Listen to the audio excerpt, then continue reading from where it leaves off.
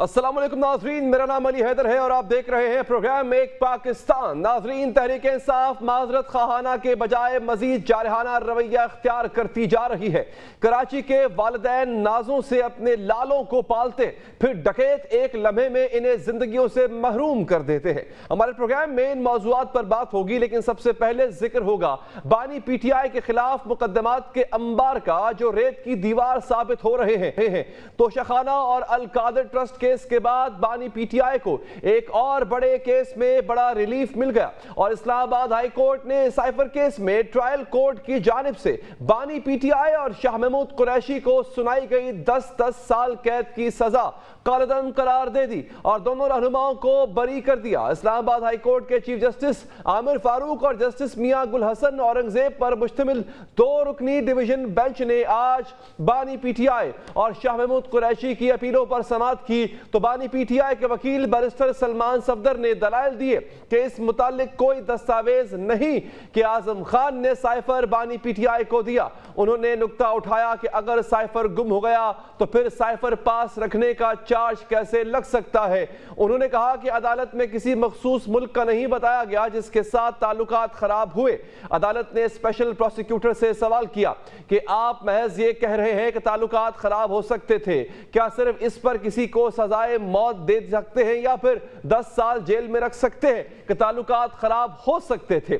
अदालत ने कहा कि बानी PTI ने जानबूझकर साइफर कॉपी अपने पास रखी, इससे मुतालिक बताएं। स्पेशल प्रोसिक्यूटर ने कहा कि गवाह के मुताबिक बानी PTI को बार बार कहा गया साइफर कॉपी के साथ ये न करे। ये 324 के बयान में बानी PTI खुद मान रहे हैं।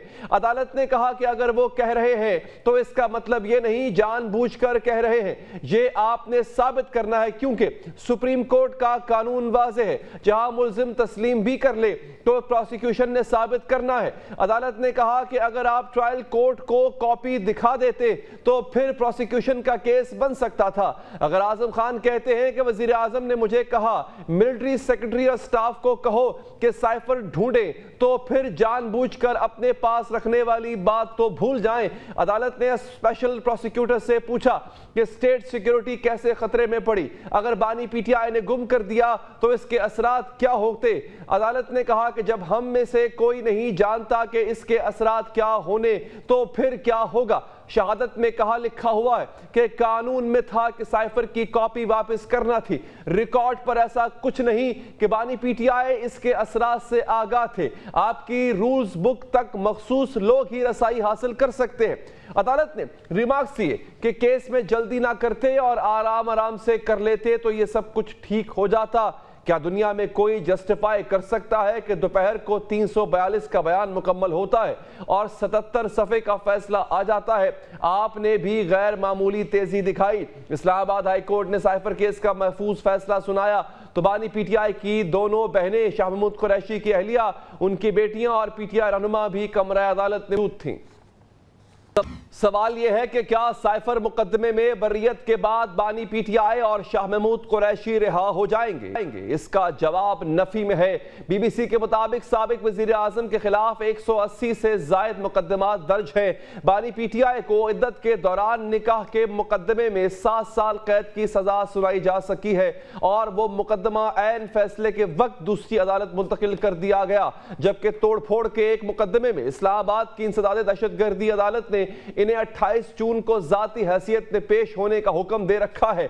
इसी तरह पंजाब पुलिस ने 9 मई के एक मुकदमे में साबिक वजीर खारजा शाह महमूद कुरैशी की गिरफ्तारी भी डाल रखी है। इसका मतलब यह है कि इस्लामाबाद हाई कोर्ट की जानिब से रिहाई के हुक्म के बावजूद बानी PTI और शाह महमूद कुरैशी अभी पाबंदे सलासिल रहेंगे। माहिर कानून एतजाज ने भी अंदिया दिया कि बानी PTI ने जो पोजीशन ली है इस बुनियाद पर वो जल्द बाहर आते नजर नहीं आते। बात करेंगे इस हवाले से। हमें ज्वाइन किया है बैरिस्टर अकील मलिक साहब ने, तर्जुमान कानूनी उमूर है। बैरिस्टर साहब बहुत शुक्रिया आपके कीमती वक्त का। सर, बरियत पर किसी भी प्लेटफॉर्म पर आप केस साबित नहीं कर सके, आप नहीं बता सके कि साइफर वाकई इमरान खान ने अपने पास रखा, फिर उसको गुम भी कर दिया। अब क्या करेंगे? आप अपील करेंगे इस फैसले के खिलाफ?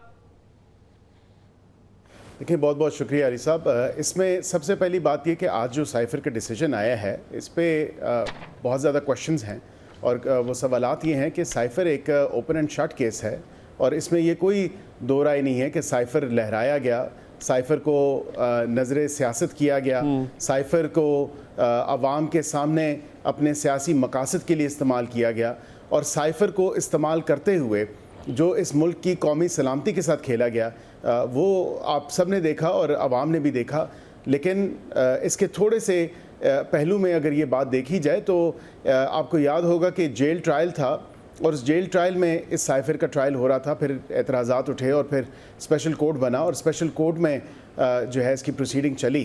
اب بات یہ ہے کہ جہاں نیشنل سیکیورٹی آ جاتی ہے اس پہ کوئی کمپرومائز نہیں ہے، اور کیا ہی خوب ہوتا کہ عدالت اس کو نیشنل سیکیورٹی کے پہرائے میں دیکھتی اور قومی سلامتی کے پہرائے میں دیکھتی، نہ کہ اس کو کوئی سیاسی کیس یا ایک عام جو فوجداری کیس ہے اس حوالے سے دیکھتی، کیونکہ آپ کی ملک اور قوم کی جو سلامتی ہے اور قومی سلامتی ہے اس پہ ایک بہت بڑا اٹیک ہوا تھا، کیونکہ ہمارے جو مندوب اور ہمارے جو ایمبیسڈرز باہر سے سائفر بھیجتے ہیں یہ ایک ریگولر پریکٹس ہے، اور یہاں کے جو سفیر ہیں وہ اپنے ممالک میں بھیجتے ہیں، تو سائفر سے تو جٹلایا نہیں جا سکتا، اور سائفر ایک حقیقت ہے۔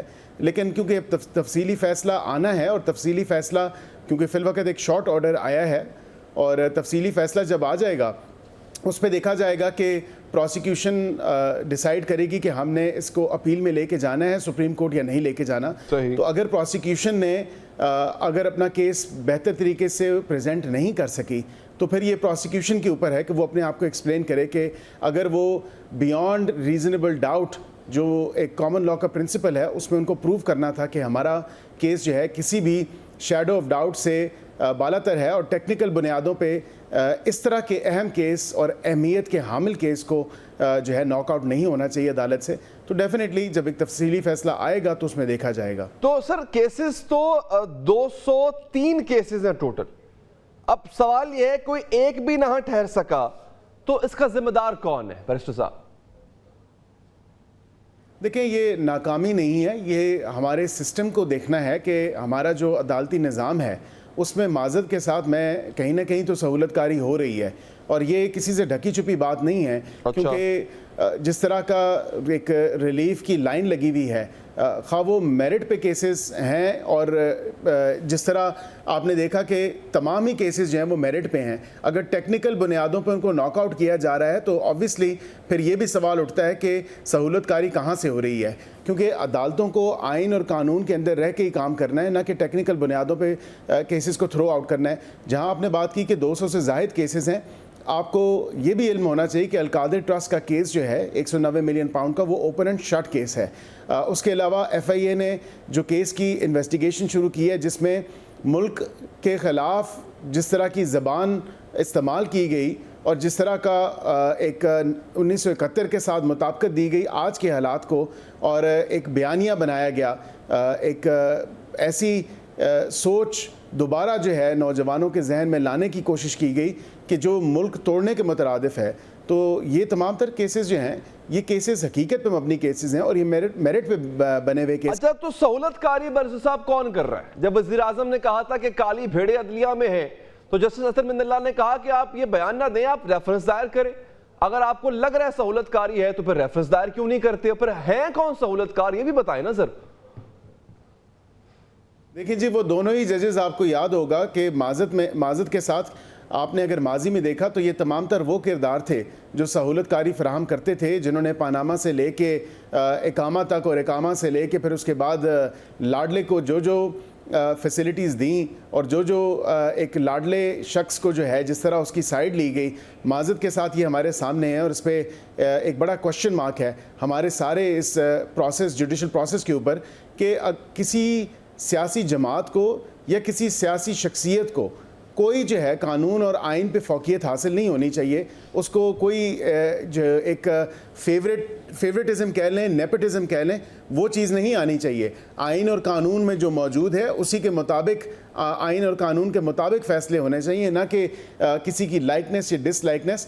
تو ڈیفینیٹلی حکومت جو ہے وہ یہ دیکھے ہوئے ہے کہ جہاں جہاں سہولت کاری ہو رہی ہے، خواہ وہ ہائر ہو فورم یا لوور فورمز ہوں، ان تمام تر چیزوں کو دیکھ رہے ہیں. اور ہم ڈیفینیٹلی حکومت جو ہے اس کے خلاف کارروائی بھی کرے گی. اور اگر حکومت نے سمجھا کہ سپریم جوڈیشل کونسل جانا ہے تو حکومت سپریم جوڈیشل کونسل بھی جائے گی.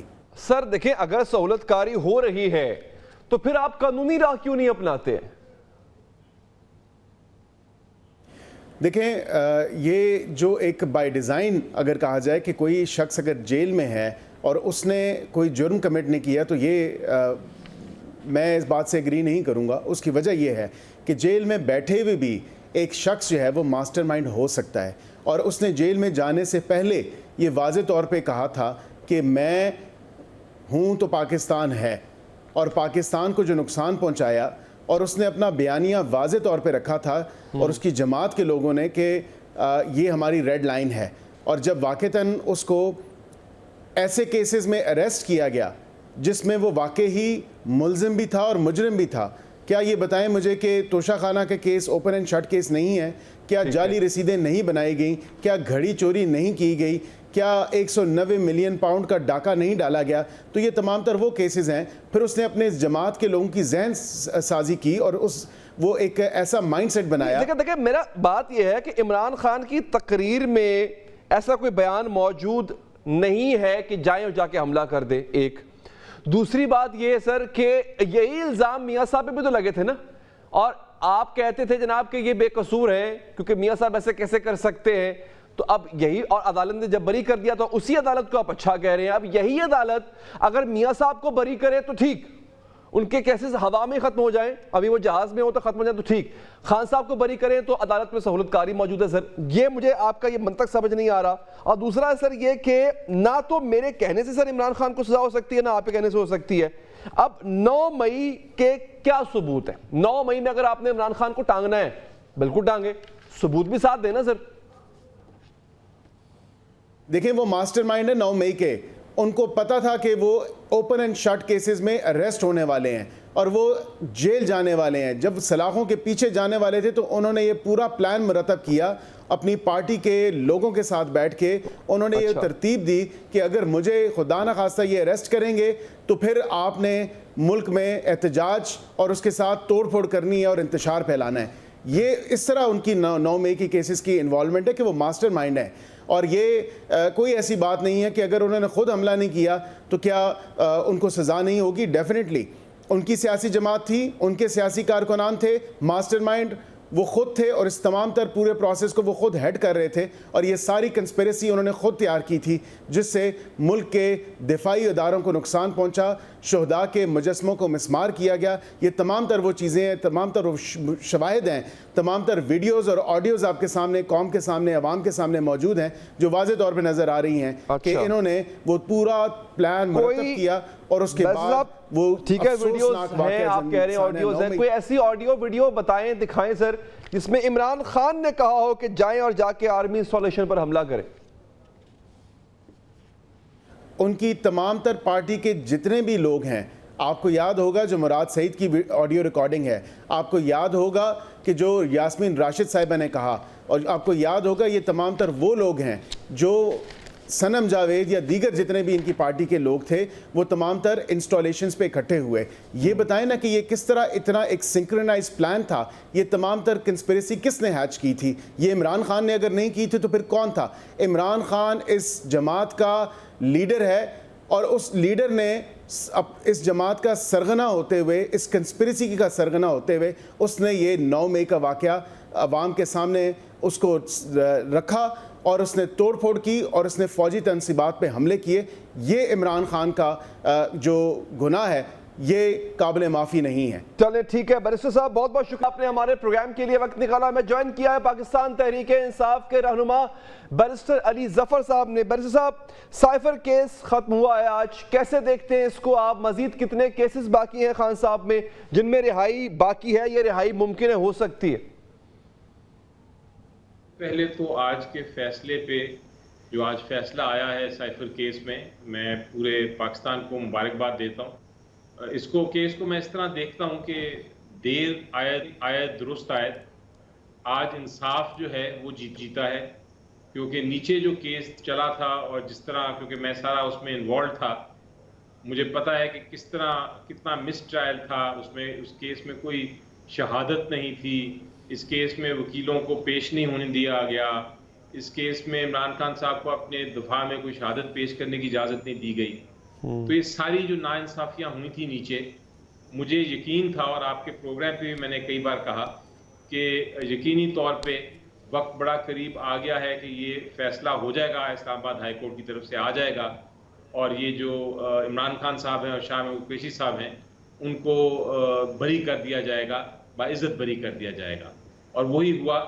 تو انصاف کا آج جو ہے وہ اس کی برتری ہوئی ہے، اس کی فتح ہوئی ہے. اب عمران خان صاحب کے خلاف کیسز کا آپ نے سوال پوچھا. آپ کو یاد ہے کہ الیکشن سے پہلے 3 بڑے کیسوں کا فیصلہ ہوا تھا. ان میں سے ایک سائفر کیس تھا، ایک توشہ خانہ کیس تھا، اور ایک عدت کیس تھا. سائفر کیس کا تو آج فیصلہ ہو گیا، وہ اس میں بری ہو گئے عمران خان صاحب.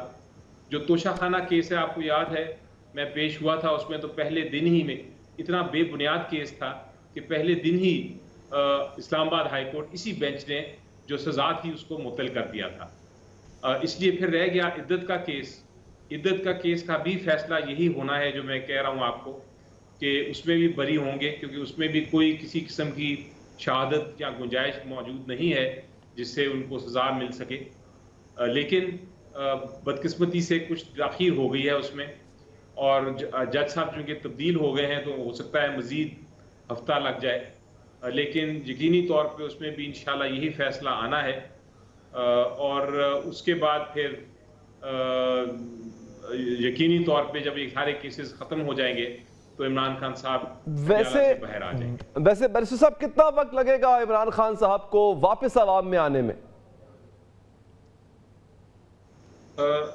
میری نظر میں اسی مہینے کے اندر انشاءاللہ اچھا وہ باہر آ جائیں گے اور پھر اپنا عوام کو لیڈ کریں گے، ان کے قائد بنیں گے، اور یہ اپنا جو مقصد ہے اور جو منزل ہے اس تک پہنچیں گے انشاءاللہ. اچھا علی ظفر صاحب، بانی چیئرمین پر 9 مئی کے حوالے سے اب تک مقدمات نہیں بنے، جبکہ شاہ محمود قریشی پہ مقدمہ قائم ہے 9 مئی کا. حالانکہ ادارہ بھی بار بار کہہ چکا ہے کہ ہمارے پاس ثبوت ہے، اور وہ ایک طرح سے منصوبہ سازی کا الزام بھی لگا چکا ہے عمران خان پر. کیا وجہ دیکھ رہے ہیں اس کی آپ؟ یہ دیکھیں، مقدمات تو کافی سارے ہیں، جس میں 9 مئی کے بھی ہیں اور مزید مقدمے بھی ہیں جن میں جو ایف آئی آرز ہیں، لیکن ان سب میں ان کی ضمانت ہو چکی ہے اور کسی میں بھی ٹرائل شروع نہیں ہوا، کسی میں بھی مقدمہ شروع نہیں ہوا. صرف ایف آئی آر کی حد تک تھا، اور وہ مقصد سمپلی یہ تھا کہ ان کیسوں میں ان کو قید میں رکھا جائے. لیکن اب چونکہ ان سب میں ضمانت ہو گئی ہے تو وہ کیسز اپنی نوعیت کے ہیں، وہ چلیں گے. اگر آگے ان کو چلایا گیا تو ان کو کریں گے، لیکن فی الحال ان کے اندر عمران خان صاحب کو قید میں نہیں رکھا جا سکتا. اچھا علی ظفر صاحب، ماضی میں آپ نے، یعنی آپ سے مراد آپ اور آپ کی جماعت نے، جسٹس عامر فاروق جنہوں نے ریلیف دیا آج عمران خان صاحب کو سائفر کیس میں، ان پہ عدم اعتماد کا اظہار کیا تھا، بلکہ بڑے سخت جملے آپ لوگ استعمال کیا کرتے تھے. سیم گوز فار جسٹس قاضی فائز عیسیٰ، ان کے خلاف بھی بڑے سخت جملے استعمال کیا کرتے تھے.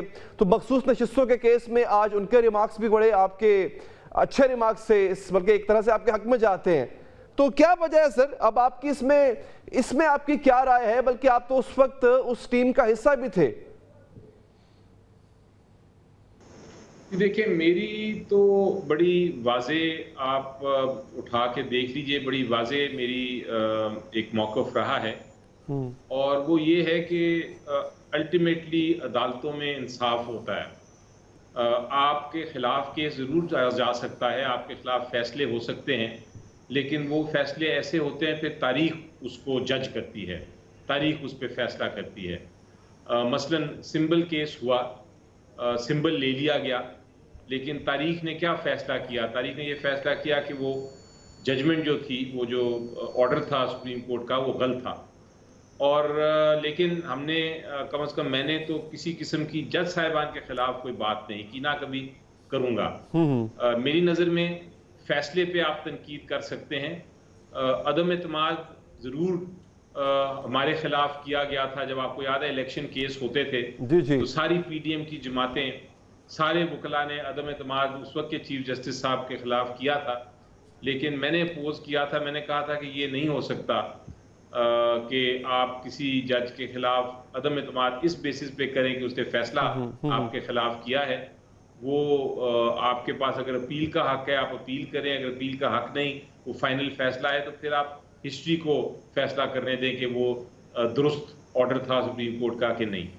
لیکن اسی لیے میں نے سمبل کیس کا بھی کبھی نہیں کیا. میں نے اسلام آباد ہائی کورٹ میں کچھ فیصلے ہوئے ہیں جو غلط ہوئے ہیں, اسی طرح سپریم کورٹ میں بھی ہوتے رہے ہیں جو فیصلے غلط ہوئے ہیں, لیکن وہ فیصلوں پہ تنقید کرتے رہے آپ.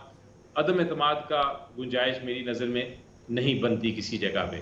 ہاں اگر کسی جج کے خلاف آپ کے پاس ثبوت ہو جائے کہ واقعی اس نے کوئی مس کانڈکٹ کیا ہے یا اس کے خلاف کوئی ایسا آپ کو شواہد مل جائیں تو پھر آپ ریفرنس فائل کریں اور ریفرنس فائل کر کے آپ اپنی کارروائی آگے چلائیں. لیکن عدم اعتماد صرف اس لیے کرنا کہ فیصلہ آپ کے خلاف کیا ہے, اس کی گنجائش میری نظر میں ہمارے قانون میں نہیں ہے اور ہمیں کرنی بھی نہیں چاہیے.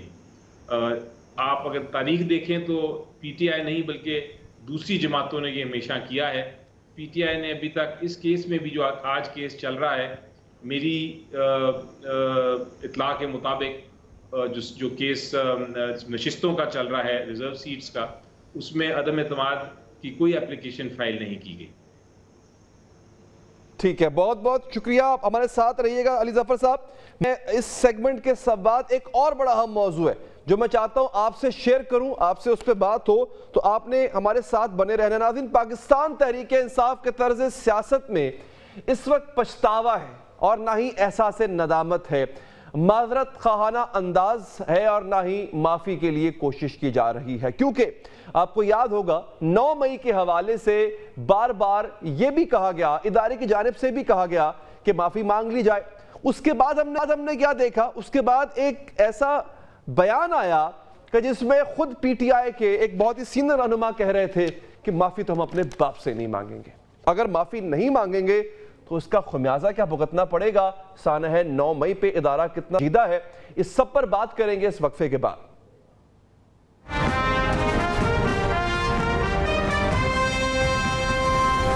بریک کے بعد حاضر ناظرین, پاکستان تحریک انصاف کے طرز سیاست میں اس وقت پچھتاوا ہے اور نہ ہی احساس ندامت, معذرت خواہانہ انداز ہے اور نہ ہی معافی کے لیے کوشش کی جا رہی ہے, بلکہ اپنی غلطیوں پر تعویلیں دی جا رہی ہیں. قابل فخر انداز میں بیانیہ دیا جا رہا ہے, بلکہ سانحہ 9 مئی پر معافی سے بھی انکار کیا جا رہا ہے. پاکستان تحریک انصاف اس وقت جارحانہ انداز اپناتے ہوئے لگی لپٹی کی بجائے کھل کر اسٹیبلشمنٹ کی مخالفت پر اتر آئی ہے. پی ٹی آئی قیادت ہو یا کارکن, وہ کسی بھی معاملے پر ایک قدم پیچھے ہٹنے کی بجائے 4 قدم آگے بڑھ کر مزاحمت کا راستہ اختیار کر رہی ہے. تحریک انصاف کی حکومت کے خلاف عدم اعتماد کے بعد سے اب تک مسلسل جارحانہ روش اختیار کی گئی ہے. تحریک انصاف اپنے بیانیے کے فروغ کے لیے کوئی بھی موقع ہاتھ سے نہیں جانے دینا دیتی. T20 ورلڈ کپ کا میلہ نیو یارک میں سجنے کو تیار ہے. اس میں پاک بھارت ہائی وولٹیج میچ 8 جون کو ہونے جا رہا ہے. اس میچ سے قبل پاکستان تحریک انصاف کی جانب سے بانی تحریک انصاف کی حمایت میں احتجاجی مظاہرہ کیا جا رہا ہے. تحریک انصاف کو اس مظاہرے کے اعلان پر تنقید کا سامنا ہے, لیکن ایسا پہلی بار نہیں ہوا بلکہ امریکی سازش کا بیانیہ بنایا. ساتھ ہی امریکن لابنگ فرم کی خدمات لے کر واشنگٹن میں بانی تحریک انصاف کی حمایت میں لابنگ کی گئی. سینیٹرز کو خطوط لکھے گئے, ان سے بانی تحریک انصاف کی حمایت میں بیانات دلوائے گئے, غیر ملکی جریدوں اور ٹی وی چینلز پر رپورٹس چلوائی گئی. یہی نہیں بلکہ رہنما تحریک انصاف شہباز گل کی قیادت میں موجودہ عسکری قیادت کے خلاف احتجاجی مظاہرے کیے گئے. اقوام متحدہ کی جنرل اسمبلی کے اجلاس کے دوران بھی یو این ہیڈ کوارٹر کے باہر احتجاج کیا گیا, جس میں اسٹیبلشمنٹ کو نشانہ بنایا گیا. بات یہاں ہی نہیں تھمتی بلکہ پاکستان کے معاشی استحکام کے لیے انہی آئی ایم ایف ڈیل کی باتیں شروع ہوئیں تو بانی تحریک انصاف نے عالمی مالیاتی ادارے کو خط لکھ کر پاکستان کو قرض نہ دینے کا کہا, جبکہ امریکہ میں موجود تحریک انصاف کی قیادت نے آئی ایم ایف بلڈنگ کے باہر احتجاجی مظاہرہ بھی کیا. اب بھی حکومت کی جانب سے مذاکرات کی آفر کرائی گئی اور ساتھ ہی نرم لہجہ اختیار کرنے کا دیا گیا. हुकूमत ने तनाव कम करने का मशवरा दिया है, लेकिन पाकिस्तान तहरीक इंसाफ तनाव को कम करने की मूड में बिल्कुल नहीं है। साबिक सदर आरिफ अलवी ने भी अपना जारहाना अंदाज जारी रखने का ऐलान कर दिया और किसी भी किस्म की माफी मांगने से भी इनकार कर दिया है। सवाल यह है कि जारहाना अंदाज, तल्ख बयानात के पसपर्दा मुहर्रिकात क्या है? तहरीक इंसाफ की जारहाना पॉलिसी कितनी कारगर साबित होगी? सवाल तो यह भी है कि जारहाना अंदाज में सियासी मसालियत की राह कैसे निकलेगी? जारहाना हिकमत अमली से नुकसान कौन उठा रहा है? क्या तहरीक इंसाफ के बयानात और अमल रियासत के लिए नुकसानदेह नहीं है? हमारे साथ पहले से मौजूद हैं बैरिस्टर अली जफर साहब। बैरिस्टर साहब, आपका बहुत बहुत शुक्रिया। तहरीक इंसाफ ने अब तो मुसलसल जारहाना अंदाज अपना लिया है। आरिफ अलवी साहब हो, असद कैसर हो, सोशल मीडिया पर 71 वाली वीडियोस हो, सर मुसलसल आपकी तरफ से लहजे में सख्ती आती जा रही है और अब आपकी खबरें ये भी आ रही हैं कि आपने पाक भारत जो मैच होगा उसमें भी आपने कैंपेन चलानी है। मकसद क्या है इसका, क्यों किया जा रहा है सर ऐसा? देखें, सबसे पहले तो ये पीटीआई का मौक़िफ़ नहीं। ये अगर इंडिविजुअल्स कोई कर रहे हैं तो वो अपनी ज़ाती हैसियत में कर रहे हैं, इसमें जमात इन्वॉल्व तो नहीं है। हो सकता है जमात के सपोर्टर ज़रूर हों, इमरान खान साहब के सपोर्टर ज़रूर हों, शहरी जो पाकिस्तानी शहरी हैं यूएसए में मुकीम वो ज़रूर हों, लेकिन पार्टी को आप पार्टी का कोई ऐसी हिकमत अमली नहीं या कोई ऐसी स्ट्रेटजी नहीं है जिसका आप जिक्र कर रहे हैं। अब दूसरी बात यह है कि अगर आप ये देखें तो हमारा जो मौक़िफ़ है पीटीआई का हमेशा से बड़ा वाज़े है। आपको मैंने 3 केसों की एग्जांपल दी, साइफर केस, इद्दत केस और जो तोशाखाना केस है, जिसमें इलेक्शन से पहले बड़ी बेदर्दी से सजाएं दी गई, लेकिन हमने उसके ऊपर कोई स्ट्रीट प्रोटेस्ट नहीं की, हमने उस पर कोई एहतजाज नहीं किया। हमने कहा ये नाइंसाफ़ी हुई है, हमारी अदालतें मौजूद हैं, हम अदालत में जाके अपने आप को प्रेजेंट करेंगे और अदालत से ही हम फैसले लेंगे इंशाल्लाह। जो आज आपने देखा कि आज ये फैसला आ गया, इससे पहले तोशाखाना जिस केस में मैं पेश हुआ था, पहले दिन ही तोशाखाना केस में सज़ा को मुअत्तल कर दिया गया था। तो ये अदालत से ही हम ले रहे हैं और हमारा थ्रू आउट मौक़िफ़ यही रहा है कि हम इलेक्शंस का मामला हो, वो सियासी मामला हो, वो ज़ाती मामला हो, इमरान खान साहब के ख़िलाफ़ केसों का, उनकी वाइफ का इशू हो, हम सारे मामलात को अदालतों में ही हल करेंगे, हम अदालत में ही मुकाबला करेंगे। इसी तरह सियासी जो इशूज़ हैं वो हम सियासी मैदान में लड़ेंगे और जहां हमें सड़कों पे लड़ना पड़ा वहां हम सड़कों पे भी लड़ने के लिए तैयार हैं। तो हम अपनी हिकमत अमली बड़ी वाज़े है एक सियासी जमात की कि जहां कानूनी जंग है वहां कानूनी जंग लड़ेंगे, जहां सियासी आपने मुकाबला करना है सियासी मुकाबला करेंगे और इसी तरह जहां स्ट्रीट पावर दिखानी है वहां स्ट्रीट पावर दिखाएंगे। तो ये इसमें कोई तब्दीली नहीं आई। और जहां तक ताल्लुक है जो पीडीएम ने किया था मसलन हमारे साथ, जब उन्होंने एहतजाज किया था और जजेस के नाम ले लेके उनको उनके खिलाफ किया था, आज भी देखें आप जो प्राइम मिनिस्टर साहब ने कुछ अर्सा पहले, कुछ दिन पहले एक गुफ्तगू की और जिसमें जजेस को अटैक किया। हम पीटीआई, कम अज़ कम मेरी स्ट्रेटजी तो यही है कि पीटीआई इस किस्म के मामलात में बिल्कुल साफ शफाफ कानूनी बैटल ही लड़ेगी और इसीलिए हमने जो भी वकील हमारे हैं वो सारे बेसिकली अदालतों में प्रोफेशनली इन केसों को लड़ रहे हैं। ठीक है बैरिस्टर साहब, बहुत शुक्रिया, आपने हमारे प्रोग्राम के लिए वक्त निकाला। कराची में इस साल डकैतियों के हाथों लुकमा अजल बनने वालों की तादाद अगर आपको मैं बताऊं नाजरीन तो आप हैरान रह जाएंगे। सिर्फ डकैती मज़ाहमत पर जितने अहले कराचियों ने भुगता है, बल्कि नौजवान नस्ल ने भुगता है, शायद ही किसी शहर में ऐसा हुआ होगा। इस पर आपको बताऊंगा, तफसीलात से आगाह करूंगा इस वक्फे के बाद।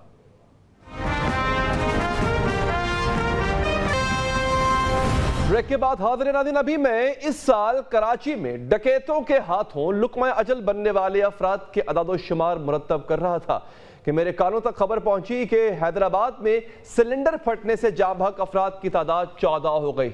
अभी हैदराबाद की फहरिस्त पर नजर दौड़ा रहा था कि कानों में खबर गूंजी, बलूचिस्तान के इलाके संजदी में कोयले की कान में दम घुटने से 11 कानकुन जाँ बहक हो गए।